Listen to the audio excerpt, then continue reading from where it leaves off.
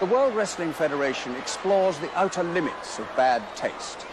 It is to Olympic wrestling what striptease is to Greek tragedy. Its grotesque heroes make even Mick McManus look like a merchant banker. The World Wrestling Federation is no stranger to hustle or bustle, but its head office in peaceful Connecticut allows wrestling impresario Vince McMahon to seek the creative inspiration, which is the secret of his success. From there, Hulk is scheduled for a premiere of his cartoon series.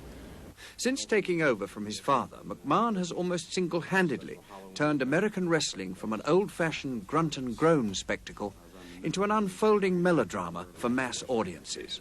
The hype leading up to the match is very carefully choreographed. Vince McMahon literally looks upon that hype the same way the producer of Dynasty or Dallas looks at his screenplay. They have one man who sits in a room year-round and writes scenarios 6 months in advance for what's going to happen leading up to these matches. In the wrestling business, it's a question of two or more individuals going out to the ring, wrestling, having a little bit of applause or what have you from the audience, and it's time to go home until the next match. That's not really what we do. We're in the sports entertainment business, and there is a huge philosophical difference between being in strictly the wrestling business and being in the sports entertainment business as we are.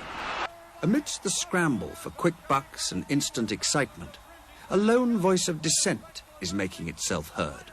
I think it stresses everything which is dirty, underhanded.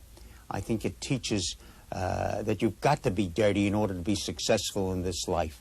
Senator Abe Bernstein is a New York lawyer who wants to introduce legislation to have McMahon's shows banned.